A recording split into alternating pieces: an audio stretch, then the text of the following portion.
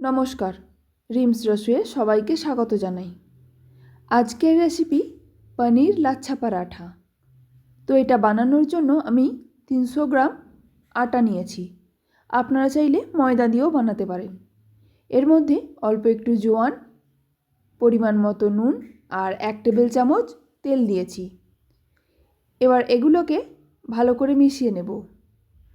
এগুলো ভালো করে মিশিয়ে নেওয়ার পর অল্প অল্প করে জল দিয়ে একটা ডো বানিয়ে নেব। ডো থেকে আমি লেচি কেটে নিয়েছি। এবার এগুলোকে বেলে নেব। প্রথমে অল্প শুকনো আটা দিয়ে রুটির মতো গোল করে বেলে নেব। রুটির মতো গোল করে বেলে নিয়েছি। এবার এর মধ্যে অল্প ঘি, গরম মশলার গুঁড়ো, চাট মশলা পাউডার, লঙ্কার গুঁড়ো আর গ্রেট করা রসুন দিয়ে দেব। আপনারা ঘিয়ের জায়গায় বাটার অথবা তেল দিতে পারেন। এবার মশলাটা ভালো করে মিশিয়ে নিয়ে পুরো রুটিটার মধ্যে লাগিয়ে নেব। পুরো রুটিটার মধ্যে মশলাটা খুব ভালোভাবে লাগিয়ে নিয়েছি। এবার পনির গ্রেট করে দিয়ে দেব। পনির দেওয়ার পর এবার ওপর থেকে ধনেপাতা কুচি ছড়িয়ে দেব। ধনেপাতাটা দেওয়ার পর আমি যেইভাবে মুড়ছি এইভাবে মুড়ে নিতে হবে। মুড়ে নেওয়ার পর এবার লম্বালম্বিভাবে একটা ছুরি দিয়ে কেটে নেব। এরপর ওই কাটা অংশটা থেকে উল্টো দিকে মুড়ে নেব। তারপর আড়াআড়িভাবে মুড়ে গোল লেচি বানিয়ে নেব। একটা লেচি তৈরি হয়ে গেল। এবার অল্প আটা দিয়ে পরোটাটা বেলে নেব।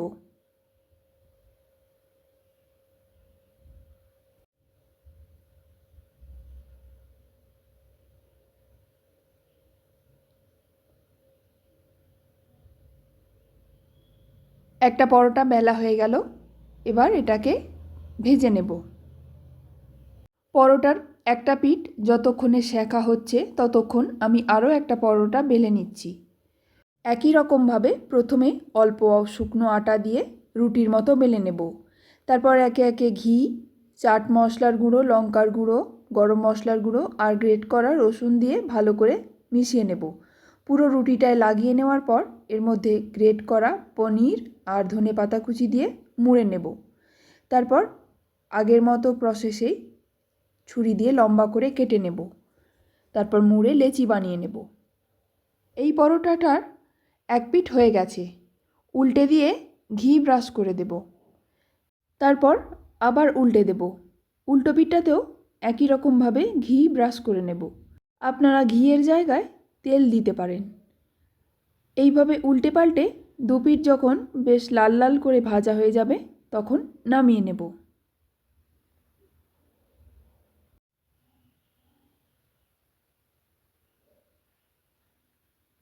একটা পরোটা ভাজা হয়ে গেল। এবার এটাকে আমি তুলে নেব। তারপর আরও একটা পরোটা এর মধ্যে দিয়ে দেব। এইভাবে সব কটা পরোটা ভেজে নেব। তৈরি হয়ে গেল পনির লাচ্ছা পরাঠা। আপনারাও এইভাবে সকালে অথবা রাত্রে বানিয়ে খেতে পারেন। রেসিপিটি যদি ভালো লেগে থাকে তাহলে প্লিজ একটা লাইক, শেয়ার আর সাবস্ক্রাইব করে দেবেন। ধন্যবাদ।